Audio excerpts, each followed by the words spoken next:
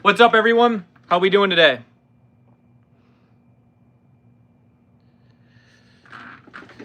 Can you play some Children of Bodom? I never learned any Children of Bodom, but I think they're good. And obviously, the guitar player, Alexi Leo, very good neoclassical guitarist.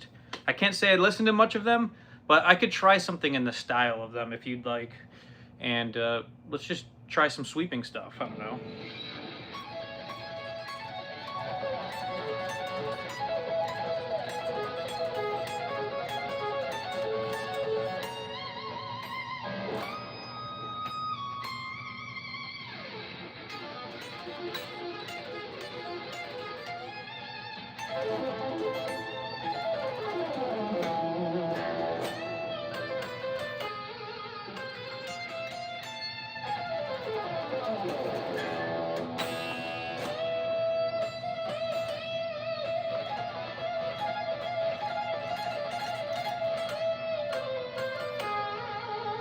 Are you using 9s? Nah, I'm using 8-gauge strings, dude.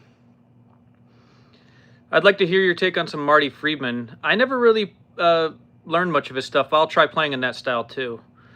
Just finished work. I need some good neoclassical sweeps.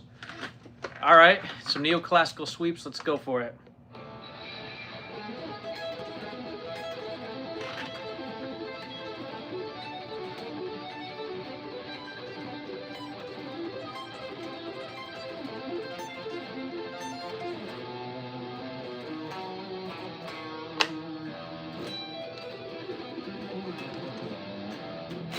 Whoops.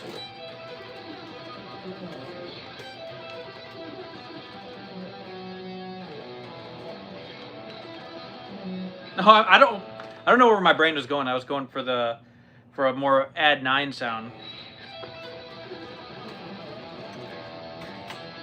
Let's try that again. That was kind of cool, right?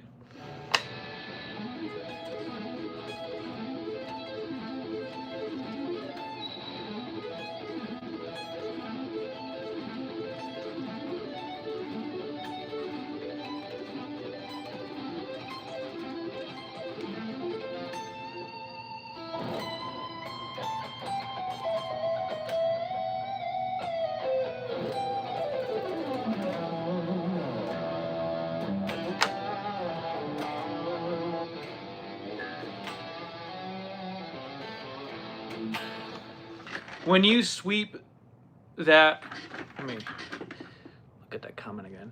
When you sweep that well, he means, okay. What is the benefit of hybrid picking? What is the benefit of hybrid picking? You're a monster either way. Hey, thank you, man. Well, sweeping's cool and everything, but the problem is, I just spilled a little water. No, that's not a lot. We're good. But what's the point of hybrid picking? Well, sweeping isn't the end-all be-all. That's the thing. It's kind of cool. I mean, actually, it's really cool. You want to sweep, but there's a lot of opportunities missed when you are not using your fingers, because obviously they're already right there. You may as well pluck them if you can.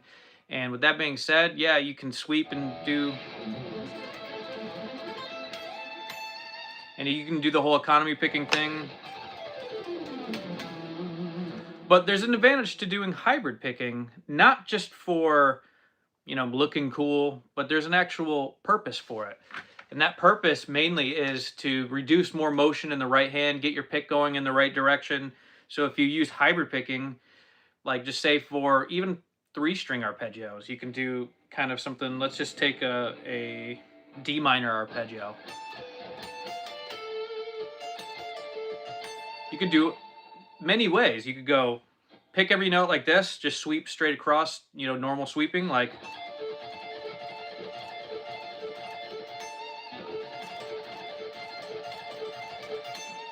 It's not as ideal for bar shapes doing that, unless you want to really just start doing,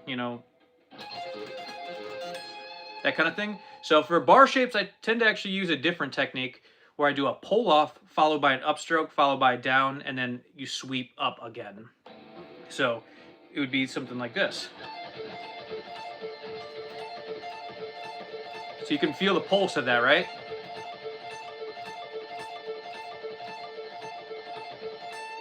It's perfect timing when you use that technique. It's kind of how Ingve would do it. But there's a way you can do it by using actually your middle finger and your third finger. And I've been doing that a lot more recently. I think they're called banjo rolls, but they're very cool because you can play sweeps actually faster as a result, and you're able to still pick every note. That's what's cool about it, because there's a lot of pull-offs going on with some of this stuff, and if you want to avoid that and you want that full picking sound, you can just grab the two high E strings with your middle and third finger, and you can kind of do something like. And it actually requires like way less effort, which is cool in my opinion. You don't want to have to, you know,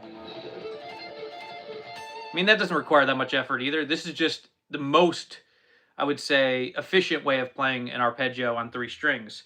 And you could do the same thing with even 2 strings by, plucking with your middle finger. You could go, which would be down, up, no, I mean down, middle, down, up, and that sequence repeats like that.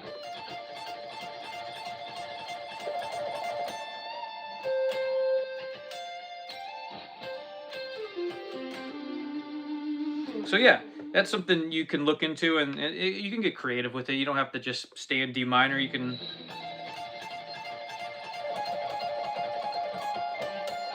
go to diminish, go to minor. You could do major, whatever major you want. I mean, augmented type sounds. So there's a lot of stuff, but the whole point of using hybrid picking is, the main reason is to use the least amount of effort possible. Because with alternate picking, you have to do a lot of jump arounds, like. I must admit, it sounds really good to alternate pick with the tone and everything, but you can do a lot of things that you couldn't do with alternate picking with this hybrid technique. It's called swybrid picking, and it's a technique that was created by this guy named Marshall Harrison. You guys should check him out if you don't know him already. But he emphasized a lot of stuff with hybrid picking and sweeping and using them together, so you can do a lot of cool stuff. Like, I don't know if you want to play even something in thirds, like. It makes it a lot easier just to do this technique and ascending even. So there's a lot of cool stuff to do with it, and you can even play the Paul Gilbert lick, right? Wait. You could rearrange the notes and use, hybrid plus sweeping, swybrid.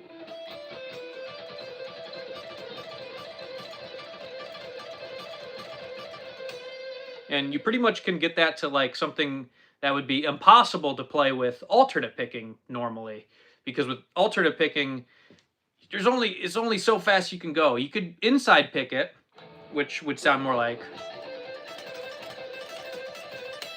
but it's a little bit you gotta have to have that sort of right hand thing going if you want to inside pick it, as far as like you need to be able to adjust your pick at any given moment. With the swybrid stuff, you don't have to do that really too much, unless when you're descending. Actually, maybe I tilt up a little bit, but not too much. You're pretty much in the same position relatively, maybe with a few slants here and there to make it happen. But with alternate picking, yeah, you're all over the place. Sounds great though. I love the sound of it. And with that being said, you can do just so much stuff with hybrid picking, but it's not as much for. I mean, you can do 3 notes per string scales, but the patterns start getting weird. Like if you do. So if you want.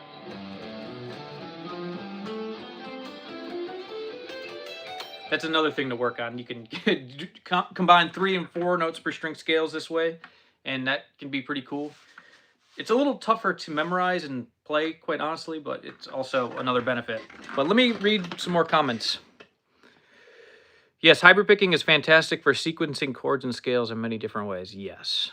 Thank you. Question answered. So basically it's stopping the pick, changing direction, and coming back or up or down again, I think he means.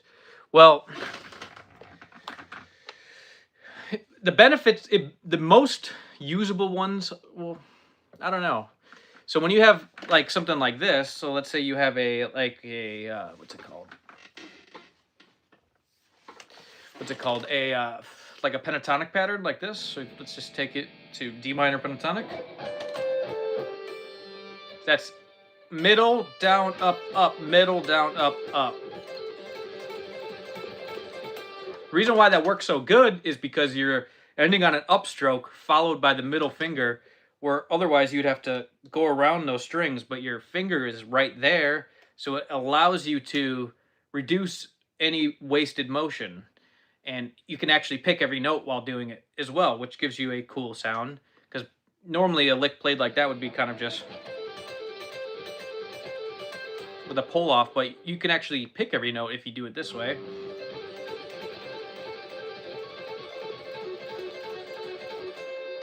Which is kind of cool, right? I mean, we always hear it played a certain way, those kind of patterns. So you can, do some swybrid picking with it, changes the sound a little bit, and it feels awesome. It just feels really good, like just no effort.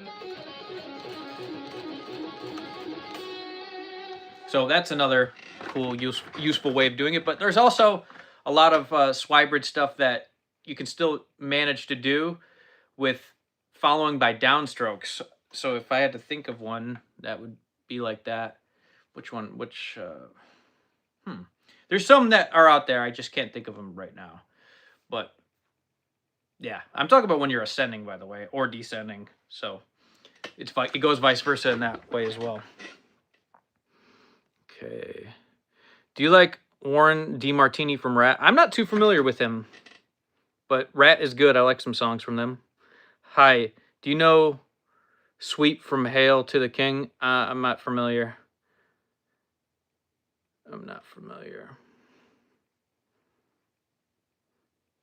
Yo, what's your favorite Yngwie run? Been listening to him so much recently. I got a lot of favorite Yngwie runs, but nothing in particular. I like when he does a lot of pedal tone stuff. Pedal tones are cool. Anything just...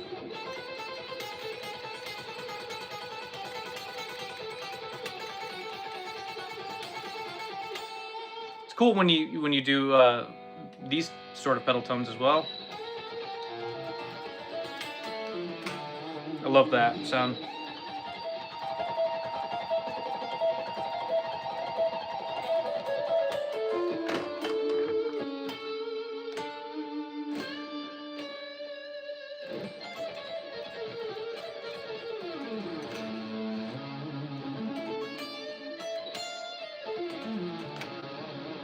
Yeah, Yngwie's awesome, man. Awesome playing as always. Thank you. Ascending or descending chords in groups of 4 notes, for example, feels way better with hybrid picking compared to a pure sweep picking version. Like ascending and descending 4s, you mean? Like in scales? Like... I mean, you can economy pick that kind of if you use a pull off, but if you want to go swybrid, you can pick every note and still sweep. Sometimes I don't pick every note on descending 4s though, but sometimes I do. Same applies to ascending 4s, like...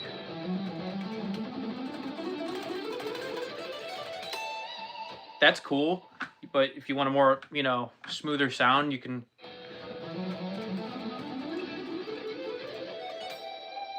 That's actually a cool tone you get from that too. So yeah, it's all about tone at the end of the day when you're playing with these kind of things. Like if you press the strings too hard, that kind of produces a unpleasant tone. When you just don't play, certain ways, you can basically make the guitar sound not good. So it's all about tone. Economy picking tone just... It's all about trying to get a smooth sound.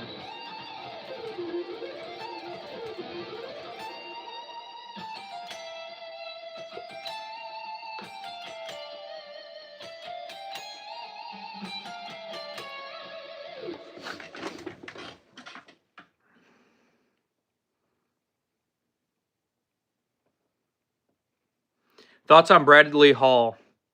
The guy has serious technique. Has a character called Sweetman. From what I've seen, he's pretty good. We did a collab a while back for this charity. It was like a shred collab maybe 4 or 5 years ago. I did a solo on his YouTube channel, and I haven't seen much of his stuff, but from what I've seen, he's pretty good. How do you dial in this current tone you use for lead lines? This sounds very sweet. Thank you.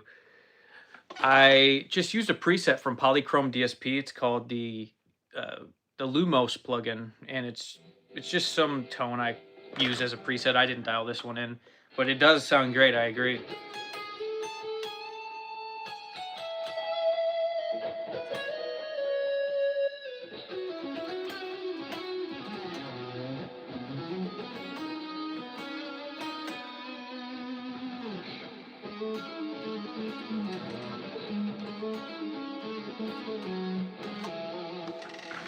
Scallop fretboard.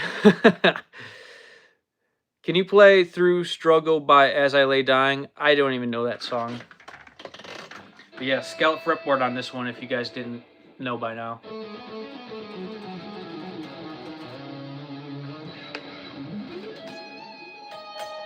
What's cool about this guitar is the pickups on it. It sounds really good with the pickups because they are Alan Holdsworth signature pickups from Kiesel. So this guitar sounds extra good because of these pickups. And the headless, you know, the Kiesel trem's great too. Get a lot of that.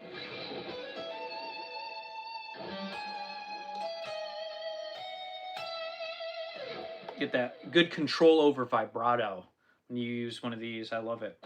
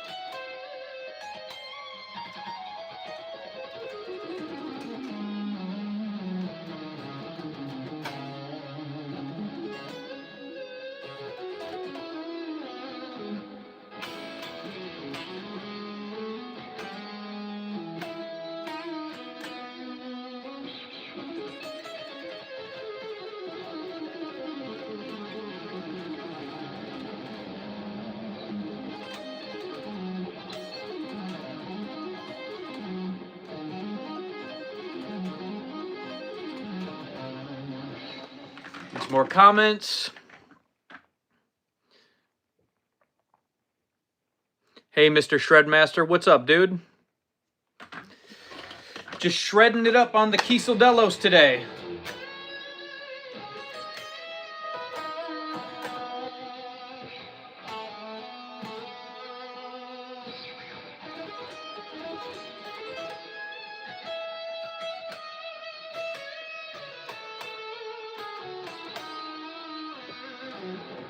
I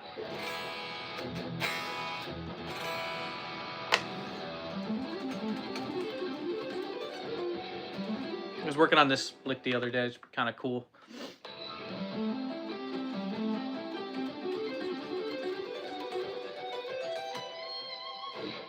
I gotta get more warmed up for this one. Just give me a couple seconds of this sort of pattern.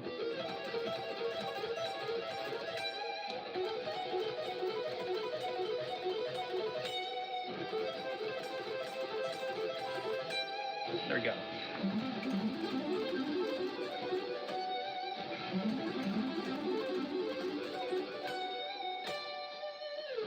Play this with legato too.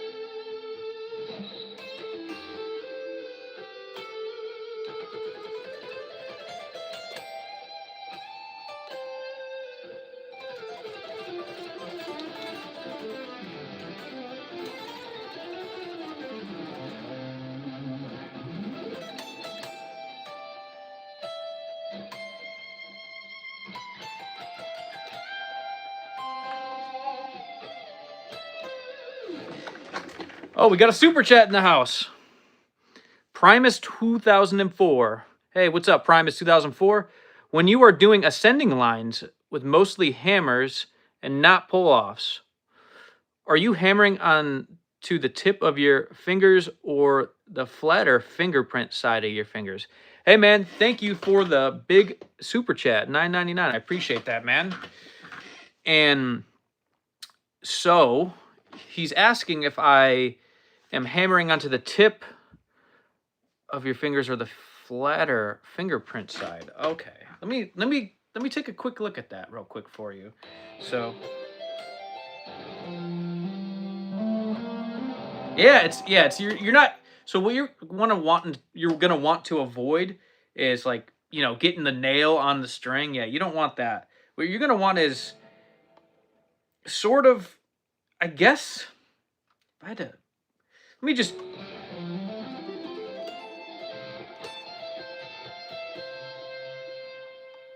There's probably like this much room between where the string touches the nail and the skin of my finger. So that's an interesting question. Yeah, it's more on the fingerprint side. It's not the very tip, although it kind of looks like that, and maybe in some parts of the neck it kind of is. So let me do some experimenting here.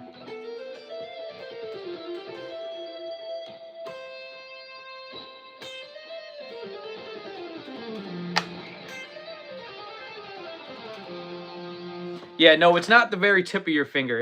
But it's not at the very bottom of it either, if that helps. But it's sort of in the middle. Yeah. Just figure out a good tone you can get from it, and sort of just, you know, I would just practice even just doing this.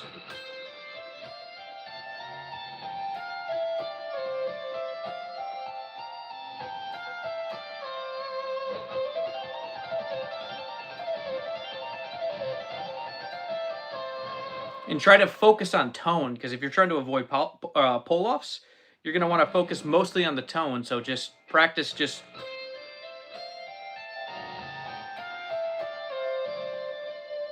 And then you could start maybe adding another string, like.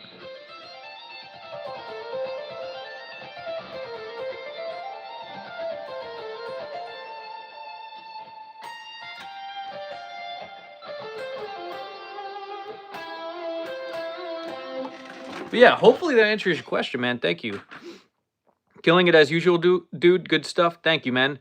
So, yeah, so when you're not doing pull-off, so I just want to make sure I answer this correctly. Yeah, descending. So that's what he was talking about, descending. Yeah, it's definitely the most important part. I was gonna say, it's a lot easier ascending. So yeah, hopefully that helps, dude. But that that is that's definitely gonna be the tip of the finger, or not the tip of the finger, sort of in the middle part of the middle region. That's another good one too, is just to practice even just doing this. Practice it sort of in a mid-tempo. And then if possible, use your hybrid picking finger, your middle finger, to grab onto that next string so you can get some momentum, so you can go back up without having to, you know, so you can have enough momentum, essentially. And then just even do this pattern works. I know it may be simple and kind of boring, but just sort of this idea.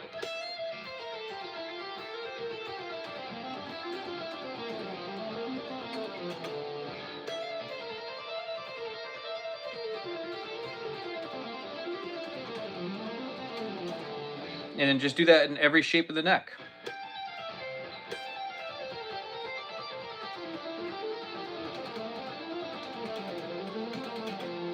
But yeah, I can even hear the guitar. It's like literally like a hammer on from nowhere. What I mean by I can hear the guitar is like this kind of thing going on.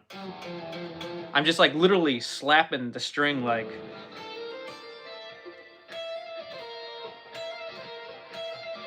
It's like you can get the same speed as pull-offs, essentially. So, I mean, it just sounds slightly different. That's all. Yeah, that's just a workout I would do.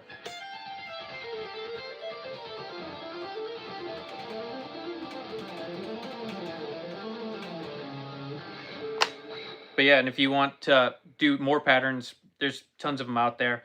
You could even do the whole what's it called, arpeggio thing, where you just hammer them from nowhere. That helps a lot too.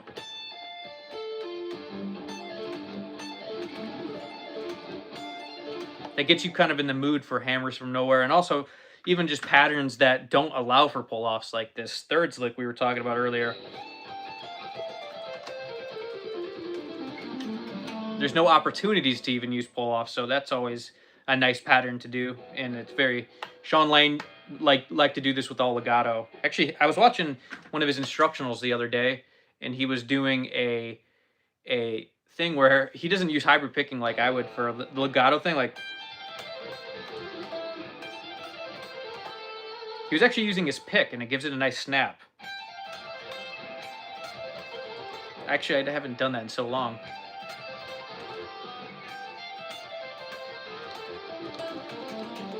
So used to just going.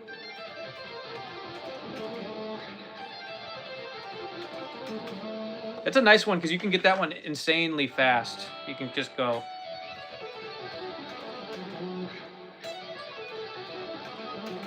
I need to be more relaxed to get it to like insane tempos, but and it's slightly more warmed up as well. But can you play a Buckethead style pattern / riff? Yeah, I could do that. Yeah, Tom Quayle does the hammer on from nowhere crazy good. Think Holdsworth pretty much made it popular. Yeah, I'd be name dropping. Tom's great. Hey, no worry about it. No worries about that, dude. I like Tom Quayle. I think Tom Quayle's awesome. Yeah, he does the legato thing real well. He does a lot of cool patterns, lots of, he improvises really great over the harmonies he's playing over as well and the chords. Tom Quayle's awesome, man. But yeah, the whole hammer on from nowhere thing definitely came from Holdsworth, and his legato style is very tough to sort of replicate. I have trouble trying to make that sort of sound like that, and it turns out he uses a lot of different scales, of course, and to achieve that sound, it's not as likely to achieve his sound without outside playing, for example. So if you gotta know some scales. I wouldn't call melodic minor outside, but he uses it. I mean, it can be outside sounding. It is pretty outside sounding, but he does a lot of diminished stuff and half whole scales.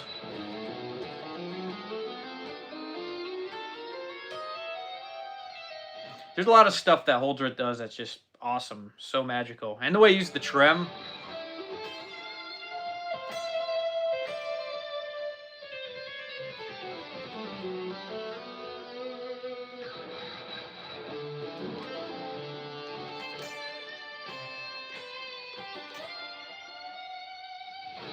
I don't sound a lot like Holdsworth, but I am very inspired by his playing. It's hard to play like that guy.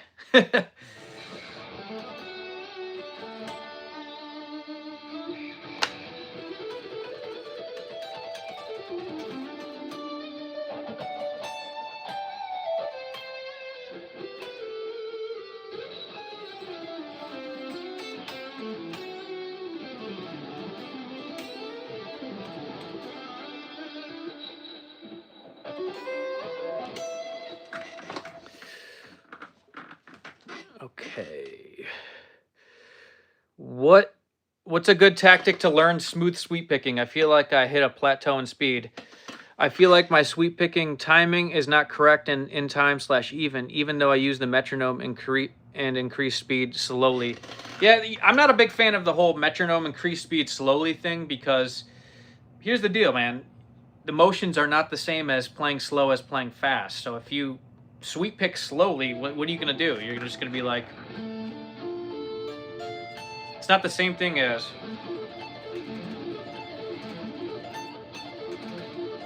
You got to practice this sort of fast. So maybe do this thing where I play something half speed then full speed. Try it on 3 strings even. Just...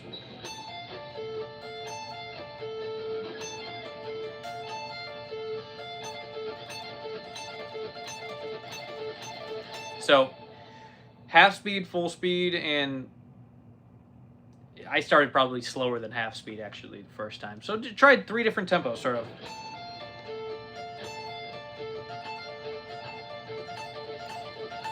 and just get locked in with that timing. It kind of is hard to time sweeping correctly, because sweep picking is not something that's easy to time, because it's economy picking essentially, which is not as rhythmic sounding as alternate picking, let's be honest, but it is a lot faster and it sounds a lot smoother. So there are, benefits and not benefit and disadvantages of the sweep picking, but yeah, you just want to feel that pulse. Just tap your foot to it. I don't know if you can see my foot, but I'm stomping to it. Look at.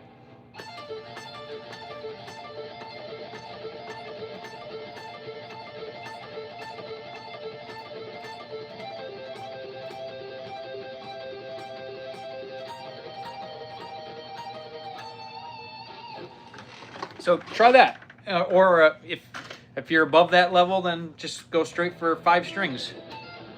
I mean,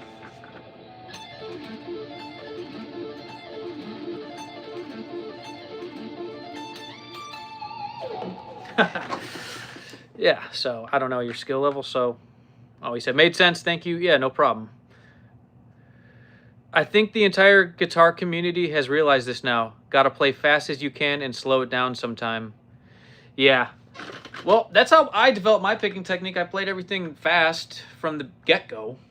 It may have sounded sloppy, but I didn't allow myself to, continue being a sloppy player. And a lot of the things that I play now, they just happen sort of naturally too, especially if I'm learning something that I want to play. And I don't really have to figure out the technique too much. It's just the swybrid kind of takes over for pretty much everything now. And I have to figure out what's even going on a lot of the times later. Straten, what's up? I like that you whipped out the Crackle Delos lately. Haha, you noticed that? What's going on, dude? Yeah, I've been playing that Crackle Delos lately. It just was in the mood for a scallop fretboard, and actually I've been in the mood for a lot of humbuckers lately. That's another reason why I've been going this route. Is just I've been wanting that thicker, tone.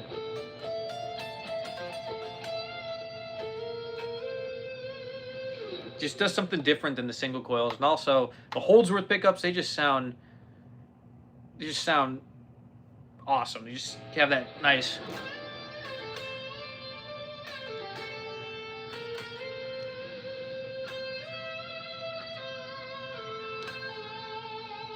Yeah, they sound so good. I love these pickups.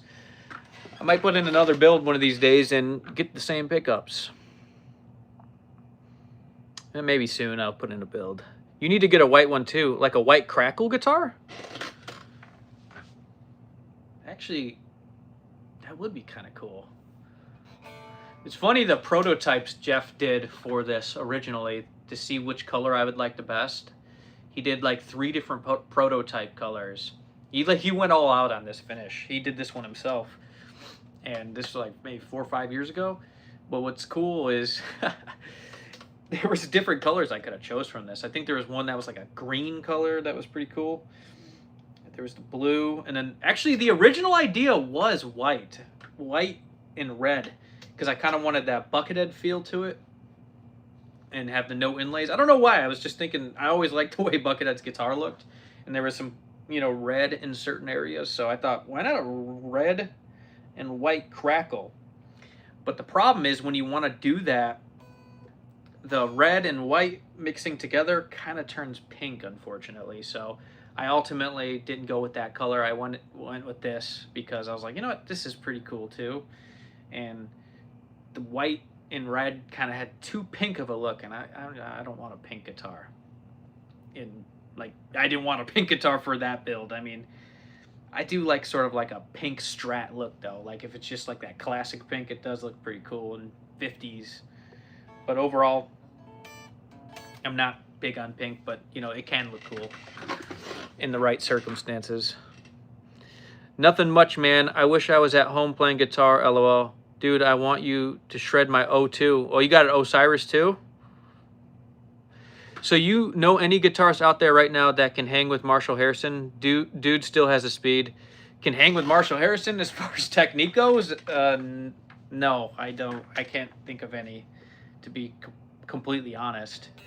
When we're talking speed and we're talking just sheer ability, I don't really think anyone I could think of is at that level. I mean, Frank Abali, but it's still a different sort of camp as far as, technical ability. I mean, when you do the swybrid stuff, it's just it's impossible to replicate that with just economy picking, and obviously even alternate picking. Alternate picking is very hard to do at those tempos. So swybrid fills a sort of need in the regard of having your pick go in the correct direction a lot of the time. And it pairs well with pull offs a lot of the time too. It pairs very well. So if you don't want that picking every note sound, that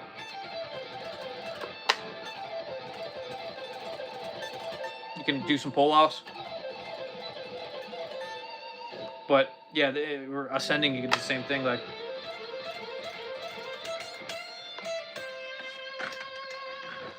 so that could be picked every note as well. But you get more of a snap picking Sean Lane sort of sound when you add in the the odd pull off here and there, or the hammer. You get the snap picking sort of sound, like like Sean Lane would be like, and so on and so forth. Sean Lane would do stuff like.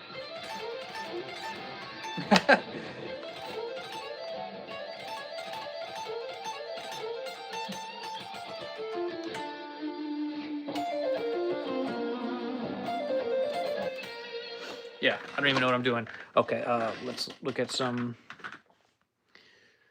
more comments. What do you mean, unfortunately, pink and white is awesome? I meant unfortunately as in that's not what I went with. I meant unfortunately as in like that wasn't the the I mean, you got to imagine I was still building I was doing my first build. This is my first build, so I mean, I had that one right there. You see right next to me first, and I didn't spec that out. So this is my first one I specced out, and yeah, I wasn't wanting the pink. But pink can be cool, but it's not wouldn't be my first choice. But I don't mind pink if it has that classic look. But for like a modern finish, yeah, I wouldn't want pink. This is modern, so I just wanted something more, you know, I just wanted something more metal, I guess, for something like this. Pink was not what I wanted. I wanted red, but turns out when you mix white and red, it turns to pink. So, favorite scale? I have a lot of favorite scales. One of them would probably be the Lydian scale. So if you're E Lydian, you could take 3 notes per string. Whoops. Yeah, it's a sharp 4. Always remember that. Lydian sharp 4 in major.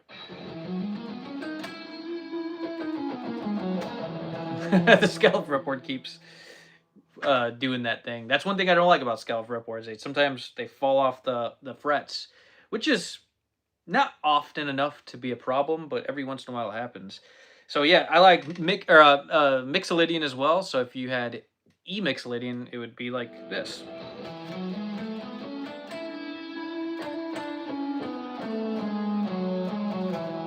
Love the sound of that, and I like it when you even make it into a pentatonic scale, which would be Mixolydian pentatonic. So if you had like an E7 chord,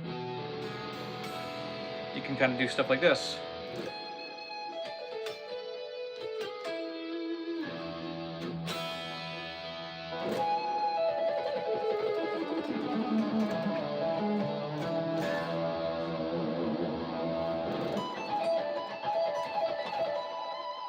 Well, that's another good swybrid one. Playing 5s.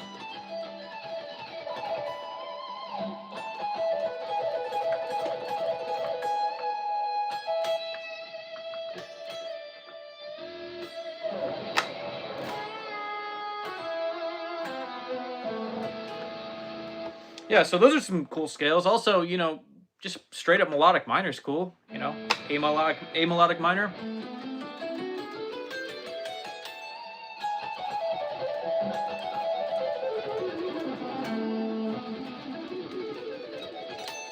So So melodic minor's cool, harmonic minor's cool as well. So you know.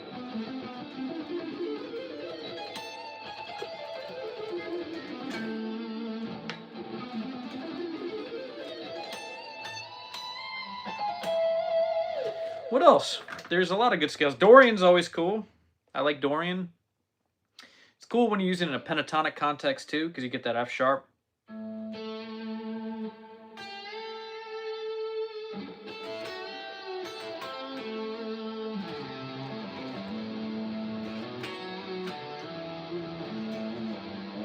So yeah, there's a lot of. I like a lot of scales. There's some scales I don't like as much as others, but you know, there's a use for a lot of different scales. So those are some of the main ones. And yeah, Phrygian, just normal Phrygian. You can kind of squeeze some nice stuff out of that one if you try hard enough.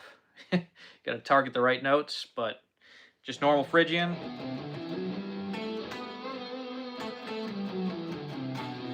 It's almost kind of like Aeolian in a lot of ways. Has that sort of sound where it's just very similar.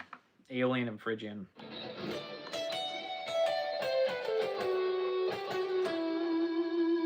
I guess they're both minor, so that makes sense, but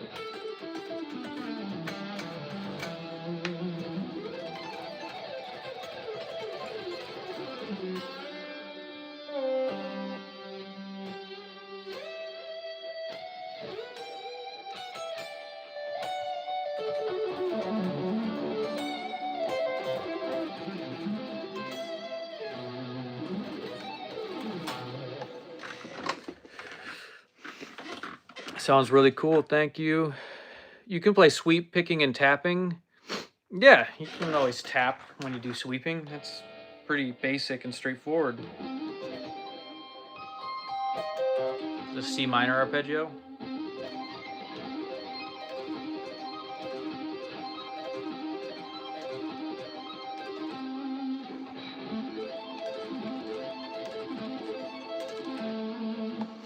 It's you could even do string skipping and tapping. It achieves a similar effect. If you say A major 7.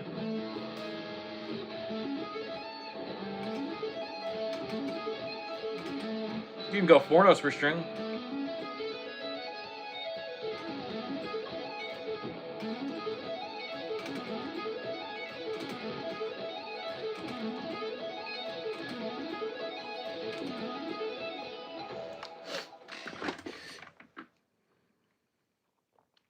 But yeah, does anyone have any questions about anything we went over today?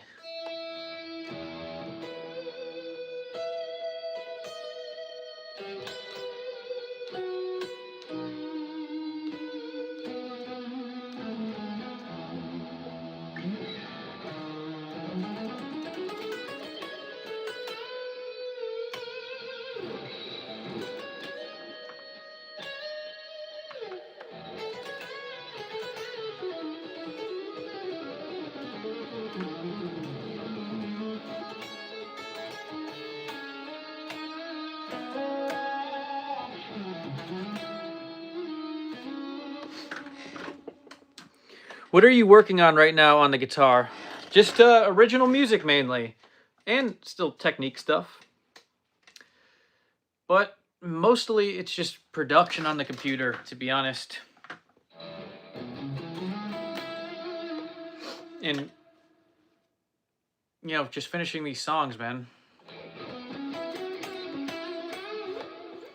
Routine for speed. I don't have a routine for speed. I just pick up a guitar and throw on a metronome, and, you know, try to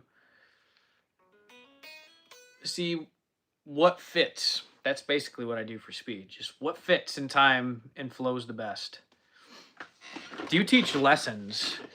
I do teach guitar lessons. If you want one-on-one lessons with me, all you got to do is check out the email that I left in the description.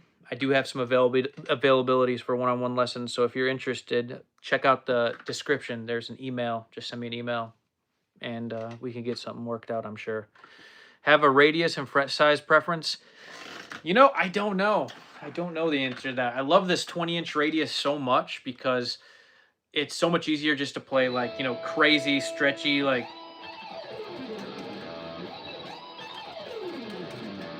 pentatonic. One more time.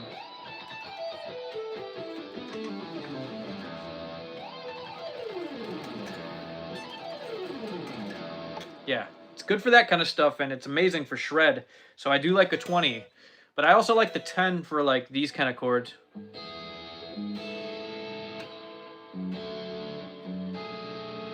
So you can, you know, get chords a little easier on maybe like a 10. That's a 14 right there, I believe. I like 10, I like 14, and I like 20. I don't know what's the correct thing for me just yet. I've even done 12 to 16 compound radius on some of my builds, and I like that too. I think I like 20 the best.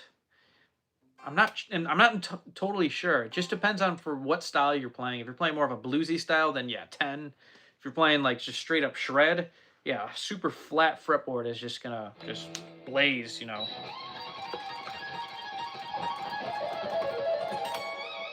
You can blaze on 20-inch fretboard, especially, or a 20-inch radius fretboard. 20 inches the Holdsworth radius, yes it is. That's the reason why I went with this 20, because when I was speccing out the build, I was like, what does Holdsworth use? Didn't he use like a 20? And I found out that was the correct answer, and I was like, yeah, let's go with the 20. You got the Holdsworth pickups, headless. This was inspired by like Holdsworth, basically, this build. But, you know, with my own twist, you know, I have a Delos, which is like a Strat style guitar. That's kind of what I like. I've been playing my whole entire life, so I can't really go away from this body shape too much because it's just so comfortable for me. But yeah, the fretboard radius, it does make a big difference. Are you working on an album? Yes, I am. Almost done with it too.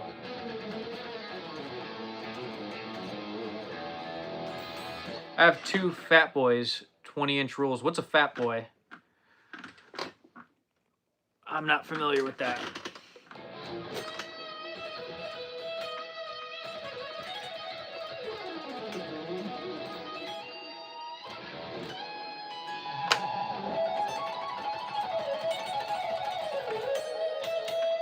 For some reason, that lick right there, I always choose to use alternate picking instead of economy picking. That's like one of the few licks I like the sound of alternate picking better. Because when you economy pick it, it's kind of hard to...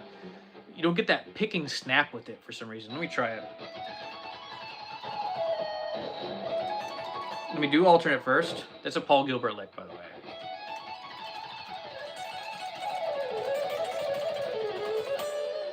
That's just strict alternate. Now let's try economy picking.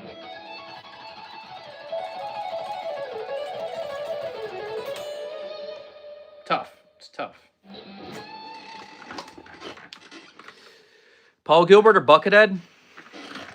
Sorry, Buckethead, but I gotta go with Paul Gilbert on that one.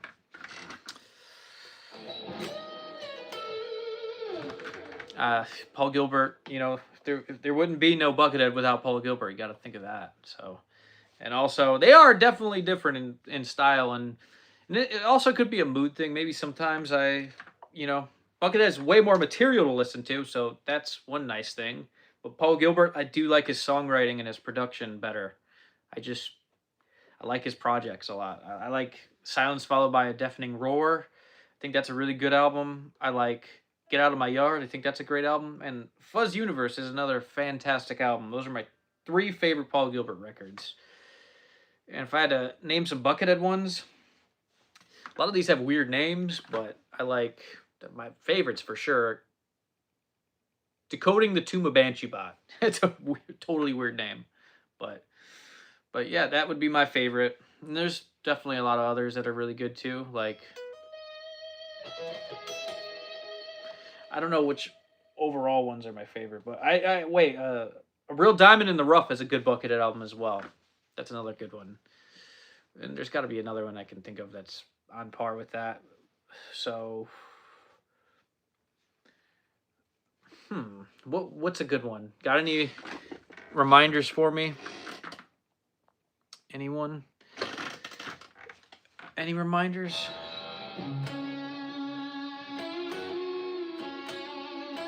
Albino Slug is good. It's not on It's not in the same category as decoding a Tuma Banshee bot or a real diamond in the rough, though, in my opinion. Not close. It's got Siege Engine, yeah, but it's not on par.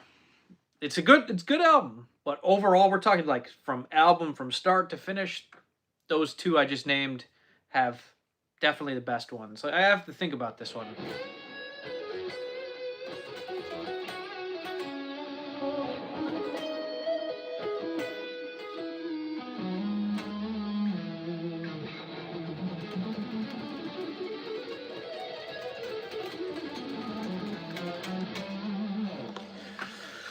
So, I think there's got to be another one. What about, wait, here we go. Pepper's Ghost? No, it's not on par with those ones either. I don't know. It's hard. It's tough to say. It's Pepper's Ghost or Pepper? I remember that album was a dedication to Pepper Brown, his guitar teacher, who actually I think a few years ago might have passed away, if I'm not mistaken. Rest in peace to Pepper Brown. Yeah, rest in peace to Pepper Brown. He was a good teacher. I used to watch his videos all the time when I was young. He'd always tell his students, man, learn theory, learn your scales, and basically was all about tough love, which was cool. He was funny, though. He always had PDFs you could download. He could always provide you, so much material on theory. I used to watch it all the time. And he'd upload it for free, too. And he had his website. That was great. So, yeah, shout out to Pepper Brown, man.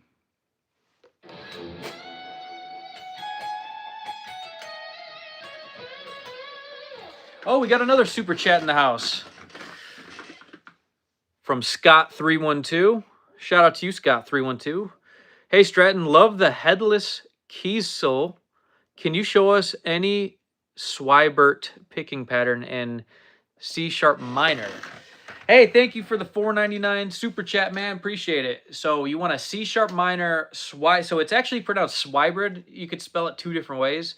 SWYBRID or SWYBRID. Did I say YD the first time? So swybrid as in SWYBRYD and then SWYBRID. Yeah. So a C# minor one? Okay. I'll show you one in C# minor right now. Try this one. So if we want to take it to straight up C# minor, let's target the C#. So let's find the C#. So this would be a good C# minor sound right here. Wait, no. Yeah, that's going to be some more C# minor because you end up landing on that. So the whole thing actually would be like this.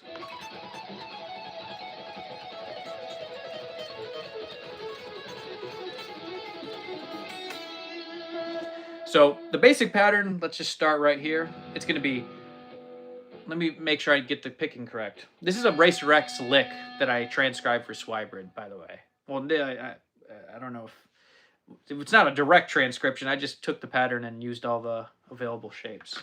So let's try that. Yep, so all you do is, so this is going to be middle, down, up, up, down, down, up, up, middle, down, up, down, down, up, middle, down, up, down, down, up.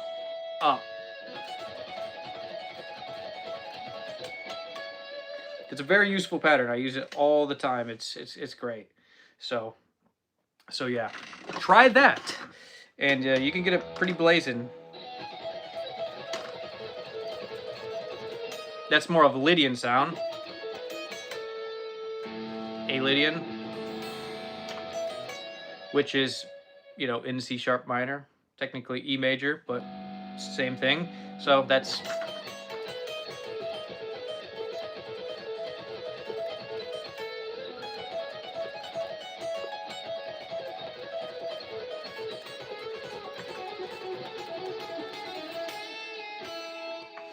So there you go on that. make sure you got it correctly. I'll do it one more time for you.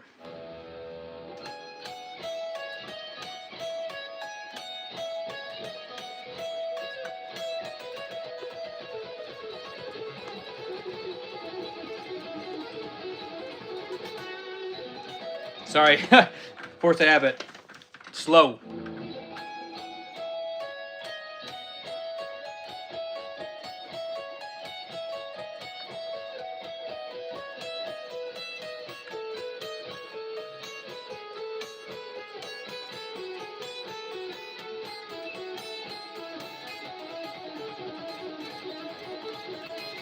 It's good for your pinky workout. But this also could be swybridable this way, so you could just do that. That's the way Paul Gilbert does it. Just he does alternate picking, like. But if you want to swybrid it, you could just go down, up, down, up, pluck. So down, up, down, up, pluck, down, up, repeat.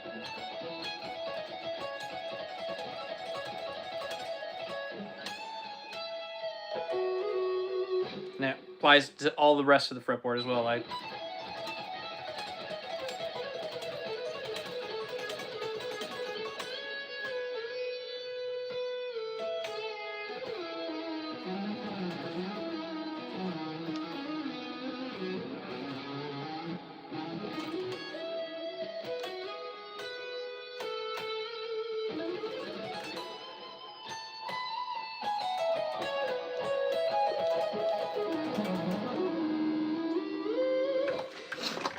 Whoops.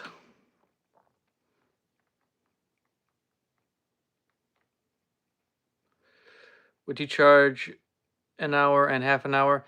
I have multiple rates. It's cheapest when you book 4 in advance. Just send me an email and I will give you all the pricing options.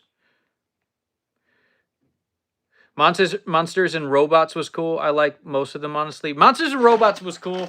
That's got Night of the Slunk on it, I believe.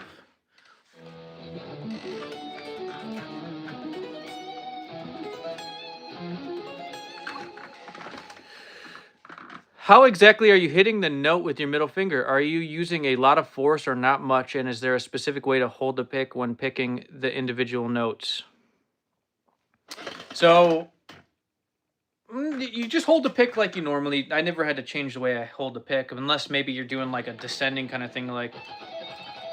But it's not that big of a deal. You'll notice it once the technique starts flowing. You'll notice like where the pick kind of angle works. I think you would notice, at least. You should, because it'll produce the right tone if you're doing it correctly. But do you use a lot of what do you say, force? No. It's just like.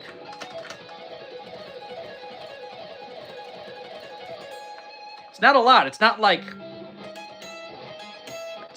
you're not supposed to hear that. You're kind of supposed to be like. You don't want to hear like a snap. Like a very harsh snap, you know what I mean? You don't want to pick too hard, but you don't want to pick too light either. It's like a balance. You just got to practice the technique. That's what you got to do, is practice it, get used to it, and expect, not to get it right away. If you don't use hybrid picking or sweep picking, you need to start doing just normal hybrid picking first. But if you do that, then you're in a perfect situation to get good at swybrid, because also if you do economy picking, like.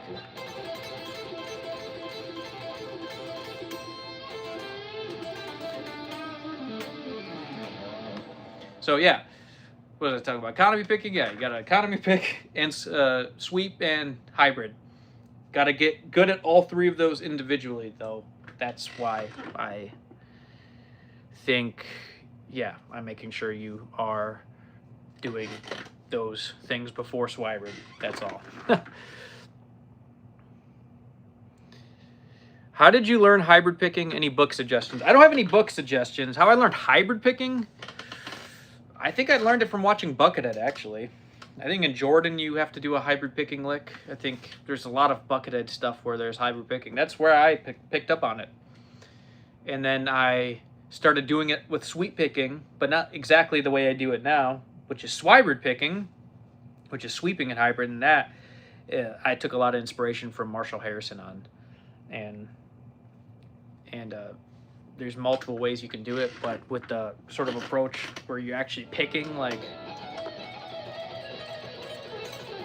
you kind of you gotta do different stuff. There's different mechanisms there that happen. So the Brett Garcet hybrid picking book is really good. You know, I've actually never I've only watched his rock legato lesson. I don't think I've watched all of his other instructionals. I wasn't even aware he had a book. But Brett Garcet's great. Do you like Andy Timmons? Do you know some of his songs? I do like some of Andy Timmons' songs, yeah. I don't know how to play any of them. I've never learned any. I've just seen some of his stuff throughout the years and thought he was a good player. Very soulful. What is the best alternate picking practice in your opinion? I don't really fully recommend alternate picking, if I'm being totally honest. I mean, you can do it if you want to. Maybe take like a sixes pattern, like Van Halen sixes. Just kind of do this thing. Go down, hammer, hammer, up, down, up, and then repeat. And then, you know, walk up the scale in C major.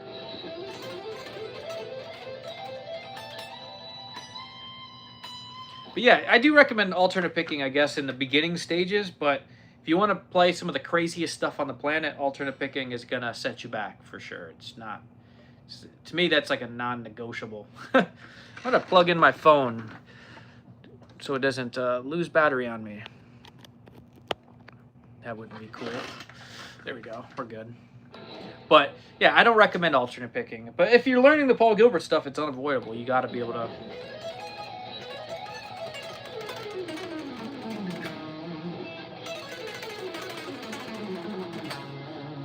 And there's not really a great way around that. Unfortunately, for picking every note, it's kind of... You could swybrid it, I guess. Ascending, descending, it may be a little difficult. You'd have to add a pull off in somewhere. There'd be need some trickery going on to make that happen with swybrid. The anti-alternate pick hurts my soul, bro. Why?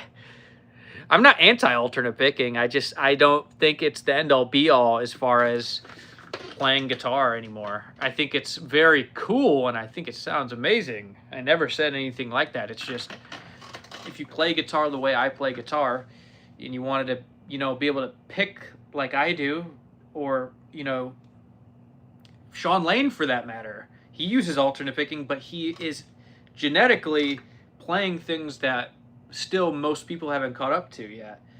And unless you're the genetic outlier, most people just can't achieve that speed with alternate picking, and that's why swybrid comes to the rescue. It's not about bashing alternate picking, because that's not what I'm doing. I'm just saying, if I wanted to be able to play for hours straight, unfazed, alternate picking is just so much less stress on the right hand. And with that being said, you want to play crazy, blazing fast solos that, you know, are unique, you know, not like what everyone else does. Swybrid is pretty much your best friend in that situation, because you don't have to rely on so much alternate picking. Like, alternate picking gets really stressful after a while. I don't even really practice anymore, but I do maybe once a week just go through the old exercises I used to do just to keep it handy, because it works. It sounds good, and in some cases it does sound better. I will say that. But for the most part, to rely on it as your main technique, it just doesn't seem as reasonable to me anymore once I got into the hybrid and economy picking school of playing. You know, it's like a relief not having to alternate pick every note. Just like, does sound great. Don't get me wrong. It's just there are a new school way of doing things, and I'm just more into that now. But yeah, it's just a picking technique. If you can achieve the same thing with alternate picking, then be my guest. That's cool. if you want to do that. It's just, in most cases, I'm just keeping it real, not everyone's going to be able to alternate pick like Paul Gilbert, Al Di Meola, Sean Lane, etc. So there are ways that people can do that with alternate techniques, and this happens to be one of them.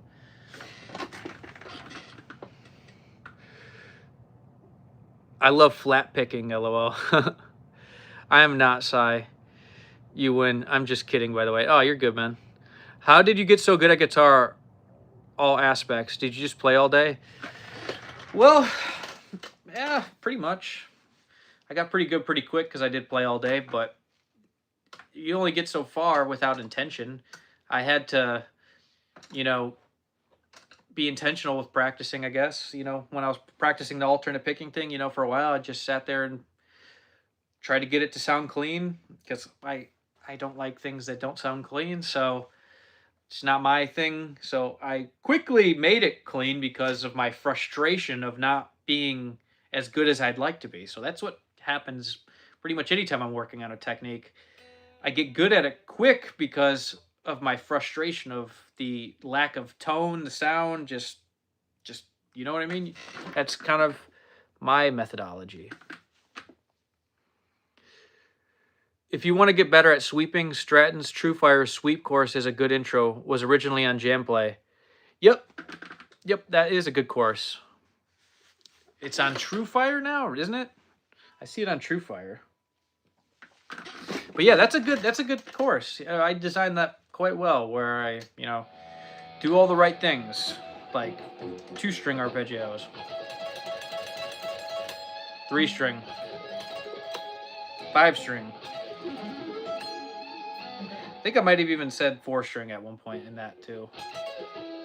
But it's not as focused around 4-string arpeggios, because 4-string arpeggios, for the most part, kind of suck if you're trying to do 1-3 shapes, or 1-3-5 shapes, I should say, root third fifths, because you're just kind of like, the only ideal way of really doing that is maybe you know, adding a little bit of hybrid in there. That helps a little bit, but just sweeping straight through that sucks.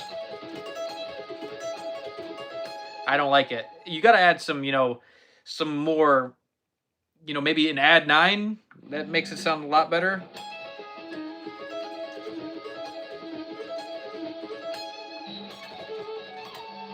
So what did I do that one time on that one video? I did something like,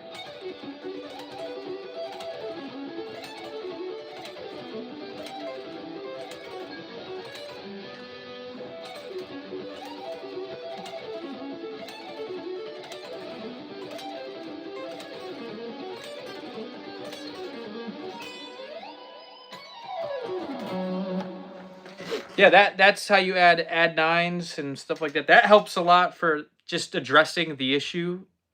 Or you could just straight up banjo roll it. I mean, that works too. Wait. Yeah, that works. I would much rather do that than go. Well, that actually still works too. You can, you know, you don't need the banjo rolls, which is the hybrid picking stuff. But yeah, that does actually give it a nice tone though, because you can kind of get that extra picking attack.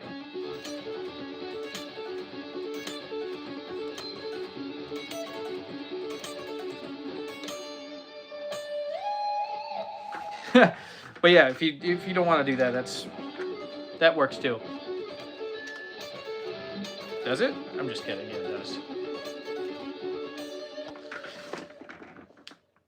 Yeah, 4-string sweeps are really difficult compared to 3, 5, and 6-string sweeps, in my opinion. That's why I never practiced them, lol.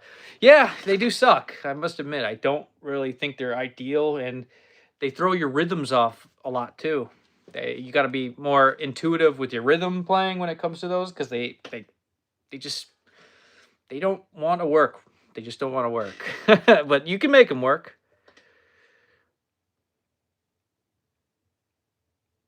Why do you like the E chord so much in your videos, lol? Because it's cool. Who doesn't like an E chord? There's so many open notes that fit with an E chord.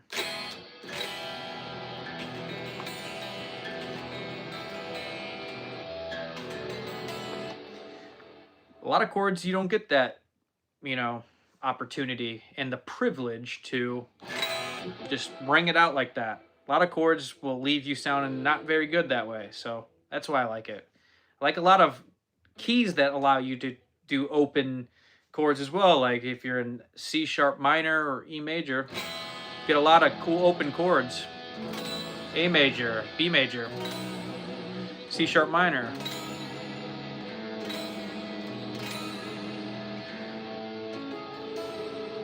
So I like things that allow you to have open chords. Not that I'm limited to that.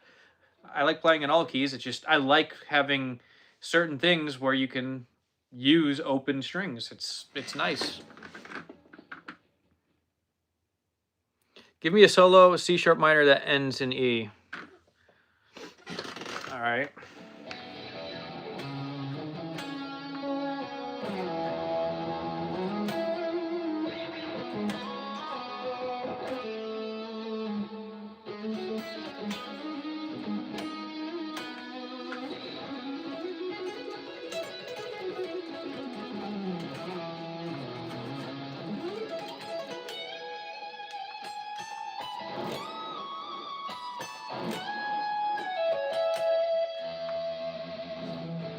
That was a cop-out right there. Just hitting the E. But I happened to land on it. Yeah, it wasn't a great solo or anything. It's just random gibberish I made up as I was just improvising, whatever.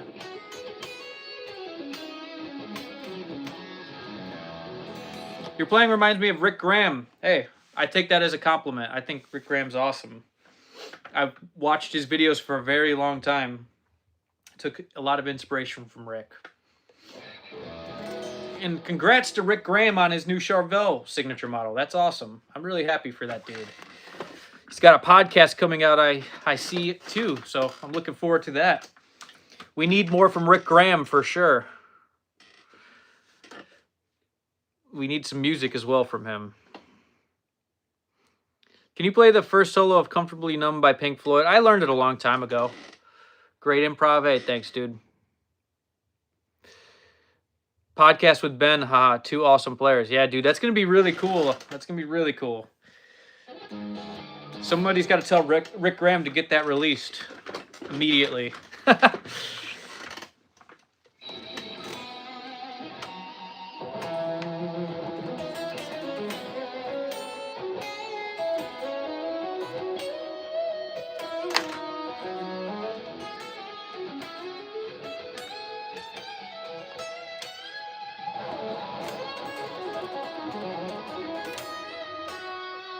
Oh yeah, for that shape a lot, I noticed that I used a lot of fingers going on there. I've been doing that, where I had some more of the third and fourth for sweeps and stuff. Like, I don't do it intentionally. It just kind of starts happening by accident once you start working on all of that banjo roll stuff.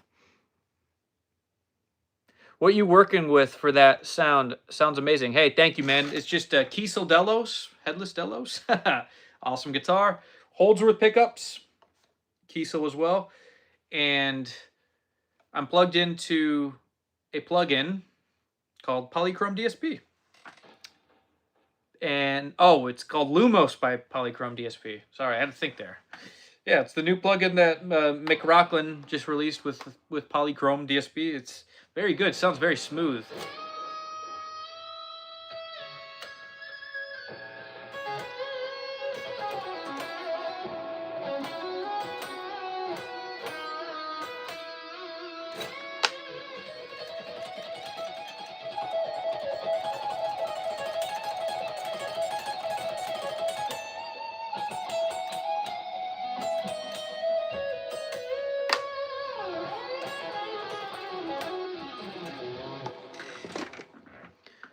I'm trying to get my hands on a Neural DSP plugin or the Quad Cortex.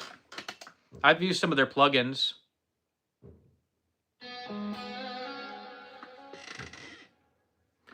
I've used a few of their plugins. Oh, a Quad Cortex?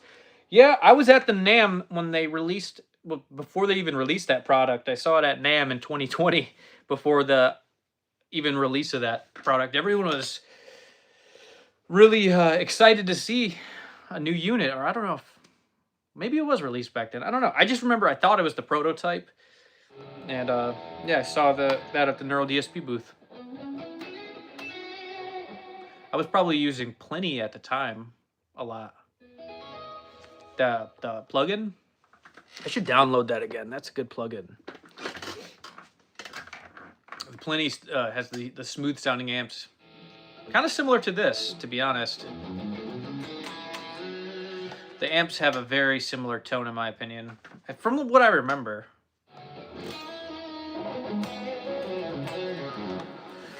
Man, Polychrome sounds smoother than Neural. I need to start using it. Yeah, I think I think they're both great companies. I've just been using a lot of Polychrome lately because McRockland has been hooking me up with them, with his plugins for the last while. So they sound good. They work for me. I've been having a huge desire, I'm not gonna lie, to start to mic up some amps lately too. I don't know why. I just feel like playing through tubes, getting a new pedal board set up. I feel like that sounds kind of fun. Just make use of my tube amps. But this is always consistent. That's what's nice about Polychrome. It's always.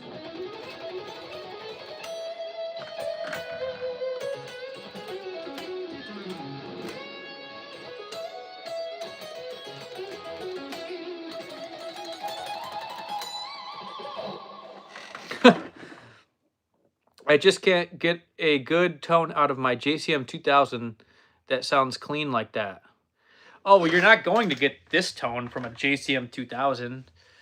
That's a British amp. That's not going to sound smooth like this. It's going to give you that more rock kind of gain. But I do love those amps. Those amps were really cool. I remember when those were around back in the 2010s, if not before then. And yeah, those are cool amps. You're just not going to get this sound. It's not going to sound that smooth. It's going to sound more grainy, rock-like guitar tone. So yeah, that's not going to give you that sound this has. If you want this sound, just get Polychrome Lumos. It's probably like $100-something, less than $100, maybe $100 on the dot. I don't really know. And if you want this tone, it's very cheap to get. It sounds great too. I've been playing this a lot lately, this plugin.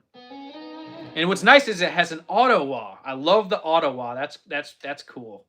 So if you want something with an auto wah, great effects.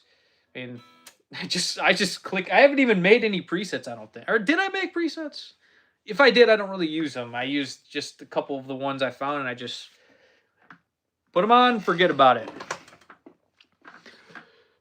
I own 2 of those heads. Last one used by Whitesnake and Leonard Skinner. Oh, for real? No way. That's cool.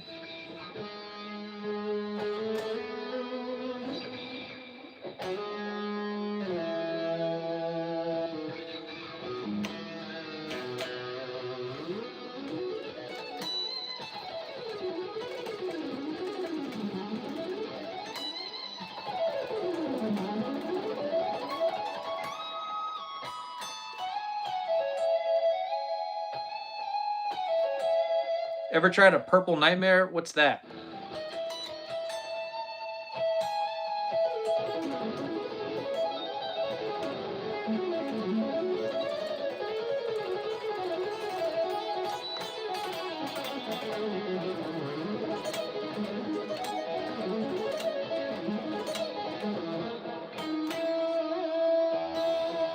Ampad? No, I've never tried that. I've never heard of it.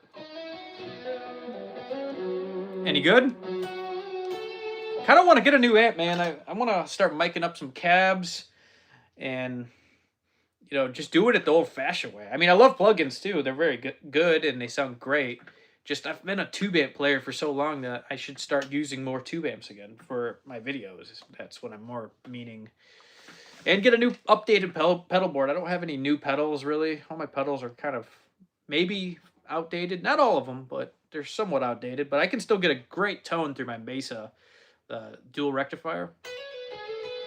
Through the pedals I have set up to it, but I I don't think the dual rectifier is the amp for me. Really, it's not smooth enough sounding. It's very grainy and very. It's made for someone who plays just straight up metal, which I don't just play straight up metal. I got it because of Buckethead. I'll be honest with you. He was using it back then, and I just thought that's the amp I should get, and then I got one at a good price. Hammer only legato tips to get like you. So to get like me, hammer legato only. I said this earlier, but use patterns that avoid hammer or pull-offs in general. So if you get that going on, try thirds. It just gets you in the mood for the, you know,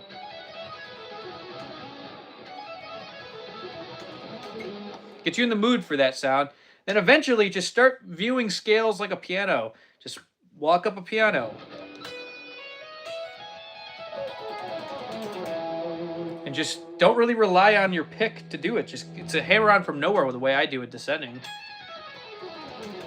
It's all hammer-ons from nowhere. It's not pull-offs. It's nothing. It's literally just. It's all about focusing on tone too. So that's what I would recommend. Just focus on the tone.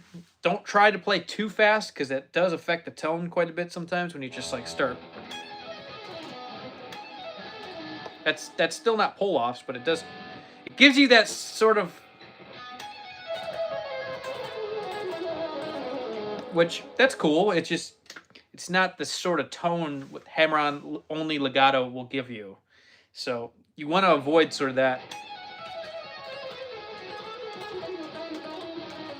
If you want to achieve that sort of legato, no pull-off sound, yeah, that pull-off and that kind of fastness lends itself to sounding like that, which is more rock sounding, which is cool. I like that. But if you want that more smoothness, you gotta sort of use slides.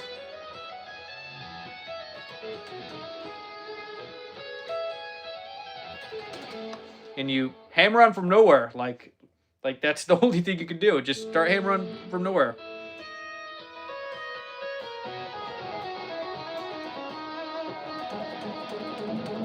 That's an arpeggio you could do.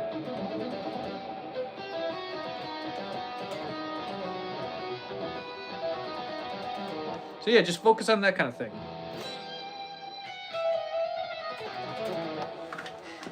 And arpeggios with hammer-ons from nowhere, that helps actually quite a bit. I might be even underestimating that, how much that helps. And if you can sweep, do it like that too. Just to work on legato technique, just use arpeggio shapes, just minor shapes like. And don't sweep pick it, just use hammer-ons.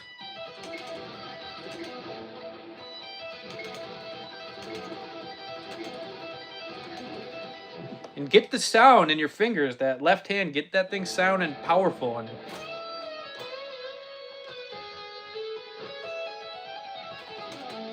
just work on that kind of stuff.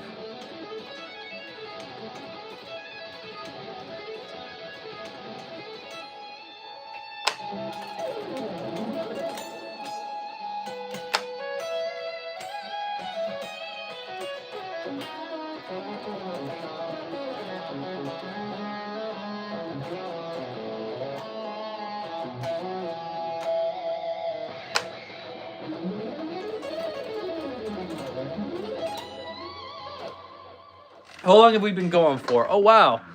I have been on here longer than I have intended to be. I'll do a little bit more playing.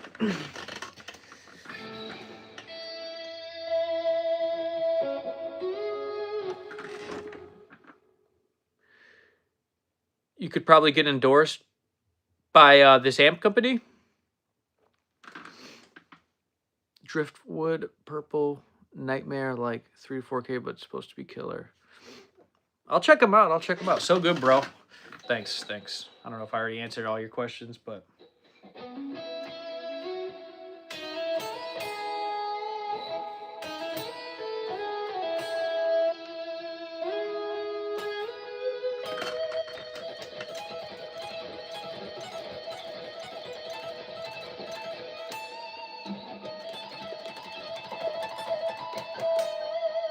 Oh, I did that arpeggio in that video I did the other day. What was that? How did that go? What?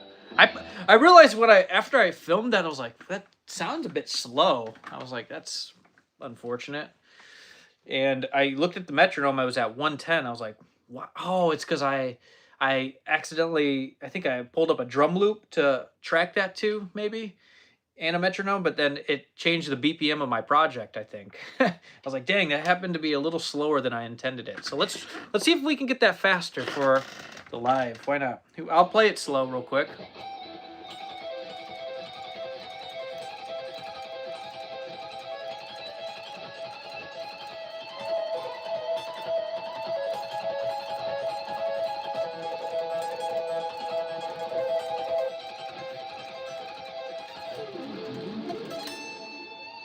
So let's see if we can get that a little quicker. Do you think learning hard songs is the best way to get better on a technical level? It can help for sure. What gauge pick are you using today? I'm using a 1.0 Flow, right? Not the All-Tex today. I'm liking these. Maybe I should grab the 3.0 Stubby. These things are really thick. They sound good though for a lot of things. Let's try it. Oh, let's do that sequence more time slow.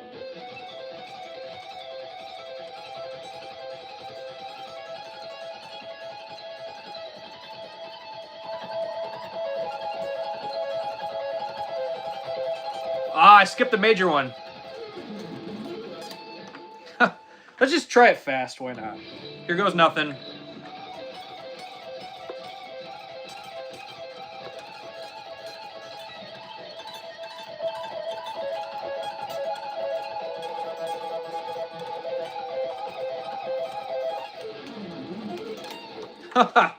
that was a little out of control. Maybe I can play that with more control and not as sloppy. Okay, let's try that again. Here goes nothing.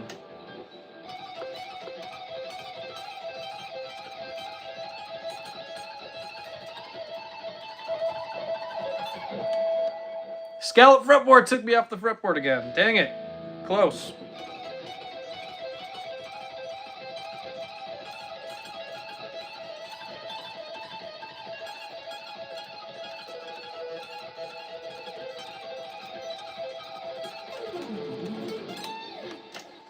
Close enough. Was that all right? Was that not bad?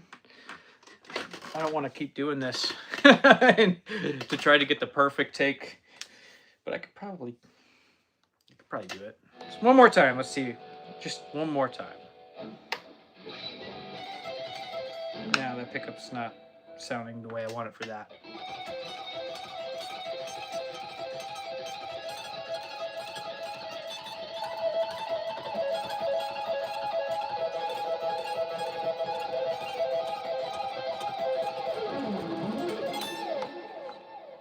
Close enough. I'm not doing that. Maybe I will. Hello, back in your old videos when you used those Hufschmid, man, those videos were they good? Were those videos good? Yeah, those are the old days. You've been around for a while, if you know about those days, using those thick old picks. Oh my gosh, Straten is live. You are the best. Hey, thank you, man. I appreciate it. I started using 1.25 Radex lately. Like the fell. I think it means feel. Yeah, this 2.0, it's not, or this 3.0 is not for me for everything, but it's so good for economy picking. You just blast through.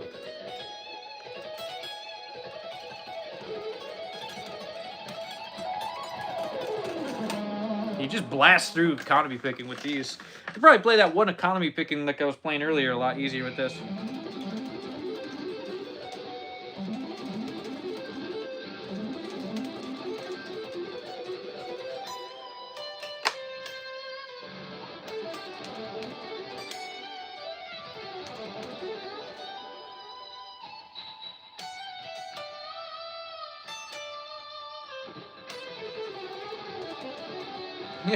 These have a little too much chirp for my liking, but they sound good. If they didn't chirp, these I could probably use these full time. I even bought a 2.0 mil set of these, the same one, just to see the comparison between 2 and 3. But these are good.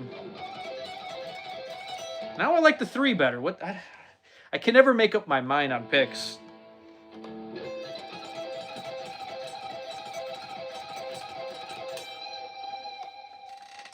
Might have to go back to the flows.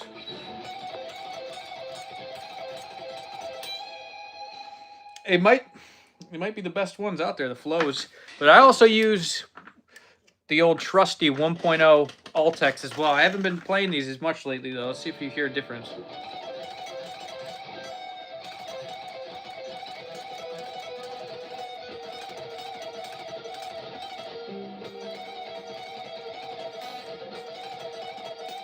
That shape's hard. But, yeah. I don't know. I like the flows. Now I'm liking the Flow 1.0 and the Big Stubby 3.0. Can't make up my mind. We'll keep with the 3.0. Just for some fast stuff. Why not? Watch out just the smoothness you get from this.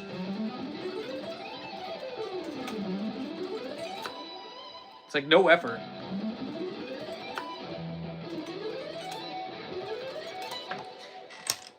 But these have a nice bevel on them, which is good.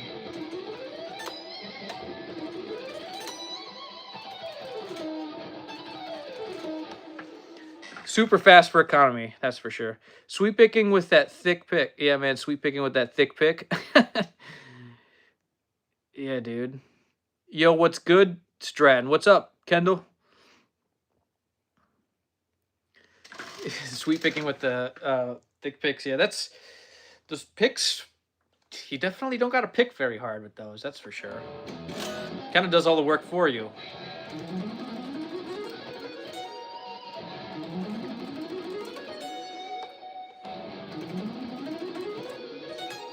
Anyone who's here still talking about who likes alternate picking, I mean, I actually practice this one always, just to have it in my muscle memory.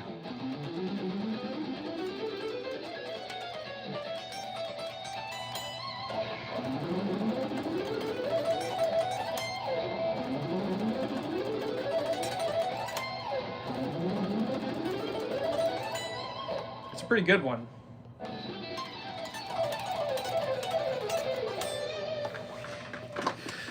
But yeah, if anyone is interested in one-on-one lessons with me, all you got to do is check out the description. There's an email you can contact me for any inquiries for one-on-one lessons. I do have some openings right now, so now would be a good time to book some lessons with me if you want to improve your technique, alternate picking, economy picking, legato, swybrid picking, whatever.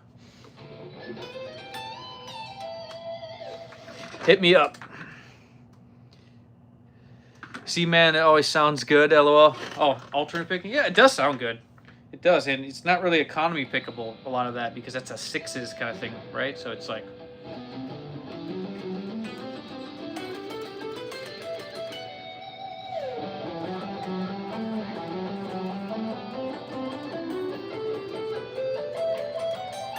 Yeah, you could swybrid that for sure, actually.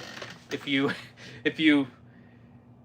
It's sort of pseudo swybrid, because it's not full on swybrid, but there is some opportunities in that where you can. Let me see. Yep, like that.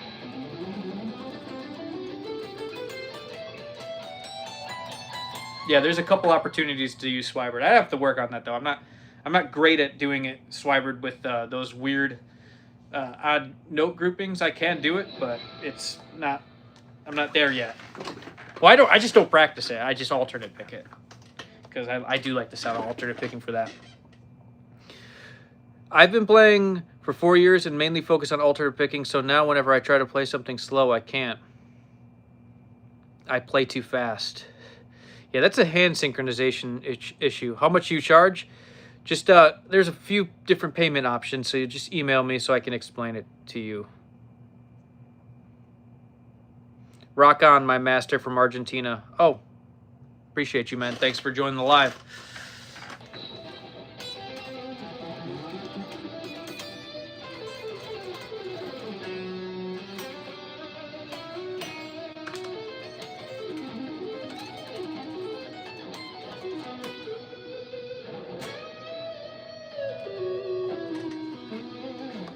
But if anyone has any last minute questions, I'm going to get out of here. So if you have any questions, ask while I'm still on here. Also, here's another thing I wanted to address while I was on here. You see the people commenting on my videos lately saying this stuff is AI? You see, is anyone else here seeing this stuff? I'm like, people now just throw that out there as if it's common to see somebody. I've never seen an AI guitar player in my entire life. I've seen people obviously doing the fake thing. I mean, yeah, we know that. But the fact that people are saying my stuff is AI, I see it everywhere now. Like on all these social media platforms that I'm on. I'm looking at the video of my most recent video I did, you know, the neoclassical thing where I was like, what did I do?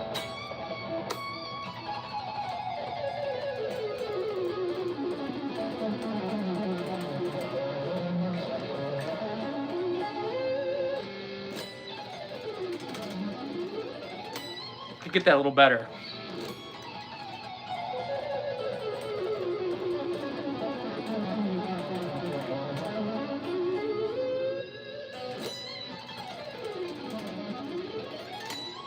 Yeah, that video was literally done in one take. I just tracked it to like a I tracked it to like a, you know, a fast drum beat where the drums are going off, and, you know, it's 150 BPM, I believe. And I'm just like, you know, this looks like sounds pretty cool. Just saw the moment there, and I was like, yeah, why not record this? Come to find out, I post a video, people are calling it AI and all this. I'm like, what's going on here? This is not AI. I'm starting to think people are a little bit naive when it comes to everyone faking it now. Not everyone fakes their stuff. It's like, it's crazy. Yeah, people are just ignorant. If they say that, they're dumb. I appreciate you guys. They're not, you know what? They're not dumb. I think they just think everyone on the internet who is good and not someone they know of, they just think, oh, that can't be real. It's AI. That's what I think it is. Or they're ignorant. Like someone said. I saw someone say it was mimed. Yeah, another people think I'm mimed now. I'm like, stop just like looking at one video of somebody and thinking that they're faking it. It's just clearly just watch a live stream. That's all you got to do. You ever thinking about doing more courses for sites or just doing your own thing? I'm working on courses. I'm working on courses right now. But yeah, I will be doing more of that. What gauge strings do you recommend for an ESP LTD M200 guitar? I recommend 8s for all guitars universally, unless it's like a Les Paul, maybe 9s, but you could go 8.5s on a Les Paul. I don't know what that model is. If it looks like a Les Paul, maybe go 8.5s. Playing guitar is so therapeutic. Whenever you just shred and get those bends, man. Yeah, guitar, man, it is therapeutic. Apparently, you shred for Skynet. Who's that? I don't know what that is. You're great, amazing. What brand and gauge of strings do you use? Right now I'm using Ernie Ball 8s, the blue pack. But thank you. Skynet is probably some AI thing. Yeah, I don't even know what that is. Yeah, the whole AI thing, dude, I'm just like, it's crazy that people go on the internet and accuse someone of faking, miming, and all this stuff when there's like infinite proof. If you ever watched any of my videos for some of you have been watching me for 15 years, and there's been so many times where I've never just used the DAW audio and I just used the camera audio just because it's convenient. There's so many years of documentation of that it's inconceivable of me faking my videos. That's just so dumb. It's just an ignorant thing. It's just people are casual viewers, and then they click on a video, it sounds good, and they just think, oh, this guy's faking it. I'm just like, dude. To be fair, AI is everywhere, lol. But there are a lot of people actually who do AI guitar playing? I have not seen it, although I wouldn't seek that out. If I'm being honest, I don't really seek out that kind of stuff. Like, in general, but if it exists, I guess. I don't know what people watch anymore. I had a couple lessons with you. I know it ain't AI. He definitely plays that fast. Hey, I appreciate you, Super Crunk Tone. Yeah, you know it ain't. Yeah, you know this ain't fake. This ain't fakery. It's easy. It would be easier for me just to pull out my phone and just film a video than it would to be whatever people do nowadays. I don't know. What could you am I the type of person, yeah, let's go on our DAW. Let's record each note one note by note. And let's make sure the vibrato is like that too. Like that is doing too much. Come on. I have never one time have ever edited my videos in a way where it's like that. The only thing I've ever done is maybe change takes, like as far as like, have multiple cameras set up and use different takes. But as far as speeding up, faking it, nah, dude. That's not it. But they could just go to the live tab on your channel and see for themselves. The thing is, people just believe what they want to believe. They see what they want to see, and they hear what they want to hear. That's just how some people are. And if they want to believe that you're faking it, they'll believe it without doing any form of research. They just blatantly make posts on people's accounts that are good at guitar and say it's AI.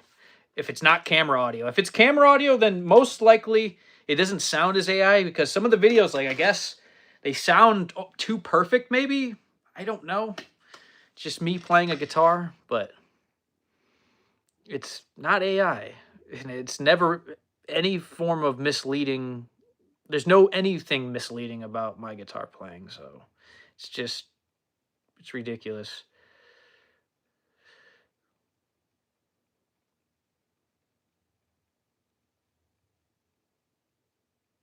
And I feel like it's obvious to tell once it's AI, but some people are dumb. Yeah, I mean, I've never seen an AI guitar video personally, but people, I guess, do that. I've never seen it, but I never seen it. Always, man, I appreciate you. I would not be shredding if it wasn't for you. Hey, man, that's seriously awesome to hear. I love hearing stuff like that. Seriously, I appreciate you, dude. Cowards full of envy is what it is. I guess it is, man. I don't know. I don't know what the process of thinking. It's like, the funny thing is, the video I posted, it's not like there was anything that profound where you would have to speed that up. I guess if it's just, to me, that wasn't something that is even worth saying it's sped up. It's just like, it's not like the most complex thing I ever played. It's just played real cleanly and effectively. That's true. But as far as anything profound and something that sounds sped up, I mean, it's just inconceivable. I don't know why. What would be the point of that? Yeah, I don't know.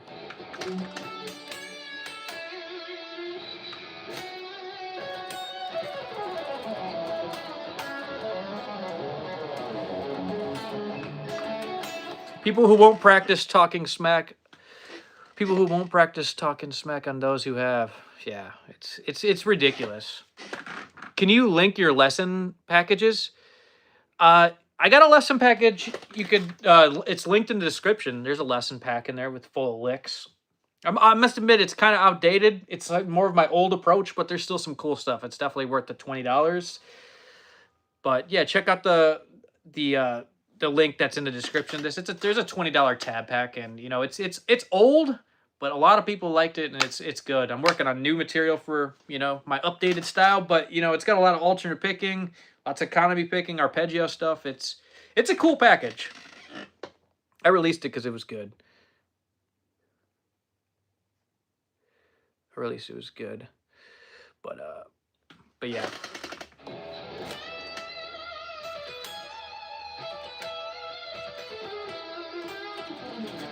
I bought Instalicks from Gumroad a while ago, and I still reference it. Oh, that's awesome, man. I appreciate that, Kendall. Yeah, listen to Kendall. That's what he's talking about, the Insta Licks pack. There's a lot of licks in there and lots of cool stuff. So, so, uh, so yeah. Yeah, check it out. So he said, let me hear. I see something. If people buy your True Fire course, do you still get a cut? I'm not sure how that works. I think I get a better cut if I provide a link for it. I'm pretty sure that's how it works. But I do still make money on it. I just don't know how. I don't have any links that I share with anyone with it at the moment. I used to have some links that I could provide people where I could get commission, but I still do get paid from it. I just don't know how. If it would be more if I provided the link, or if it's just all like universally the same thing. So I don't know. It's a good question. I should be asking them that. Do you still play Buckethead stuff? Not really. Every once in a while, if someone asks me on a live stream, I'll pull out the signature Buckethead lick, like. But it's not I don't do it a lot. I just kind of focus on, my own thing. You should have a link. That course will help newer players to sweeping. Yeah, I should ask him for a link. The last link I had is when it was still on Jamplay, and I don't know what's going on with that, but I'll get that figured out.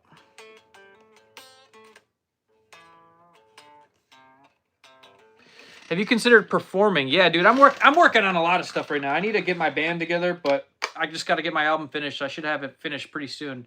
It's almost done. They merged with True Fire. Yeah, that's what I heard. But yeah. What do you practice?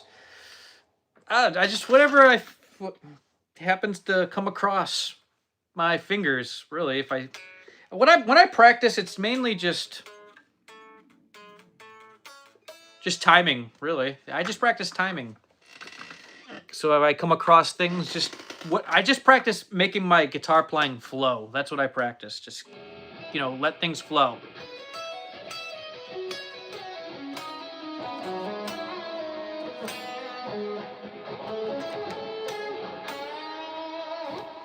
Just practice the flow.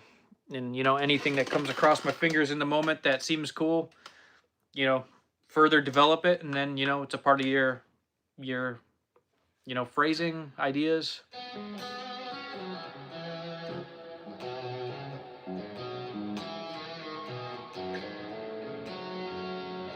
What time is it? So, yeah, I should be getting going now. So if you have any more questions, just let me know, but I'm going to be getting going soon. Appreciate everyone who has joined. If anyone's interested in guitar lessons, just either check out the email that I have in the description, contact that if you want lessons, or buy the lesson pack. That's only $20. Like the one Kendall said he just bought, or he bought it a while back and still references it. Check it out. If you like it, there's more where that's coming from. Do you think Buckethead is the most technical guitarist today? No, I don't think so. But he's still very technical and good. It's just, I don't think he's the most technical. I mean, he would admit that himself. He's inspired by Sean Lane, and he still tries to replicate Sean Lane. I mean, he's not the most technical for sure, but he's a good player. It doesn't make him any less of a player because he's not as technical. He still makes good music. Still very technical, very fast, very good, very clean, very soulful. He's still all those things. He's just not the most technical on the entire planet. That's all. But okay, I'm gonna play one more lick.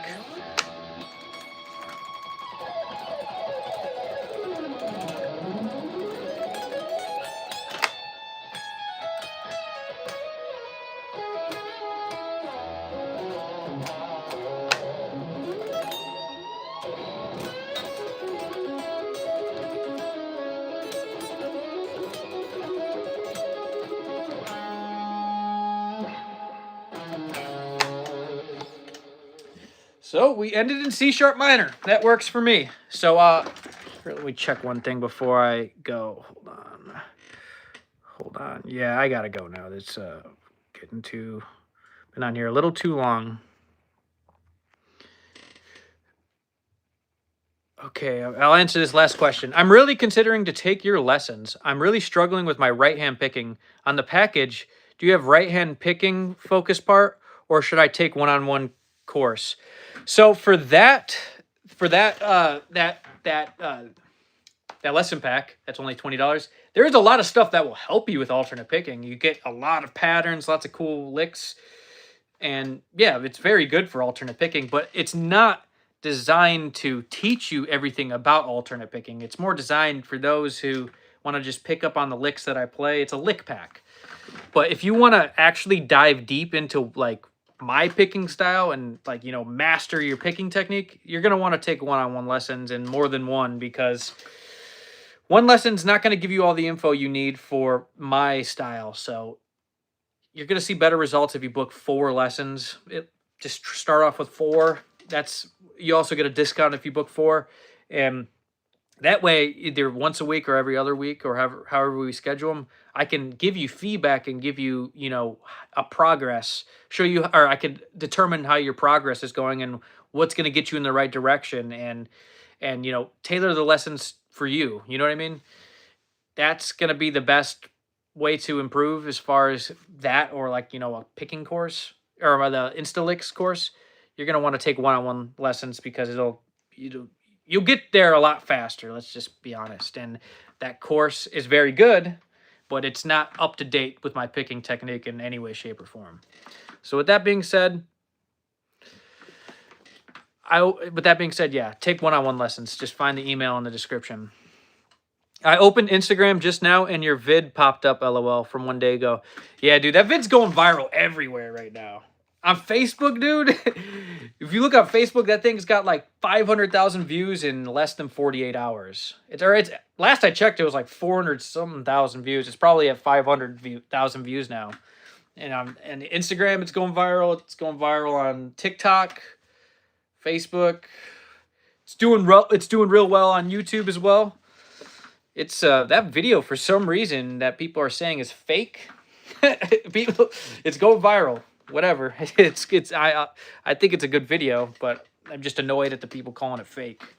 But no one's calling it fake on Instagram. That's cool. But on Facebook, TikTok, and YouTube, a lot of people are calling it fake. Yeah. Yeah. Follow me on Facebook. I actually post some stuff. I post a lot on Facebook too. It's just Straten Marshall on Facebook. But yeah, that thing is going insanely viral on Facebook. You got people arguing in the comments constantly.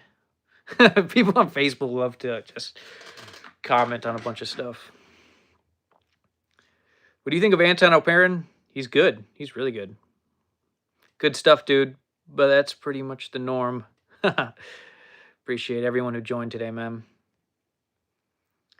But yeah, for anything lessons related, just check out the link in the description. And yeah, I'll play one more lick. Just one more lick.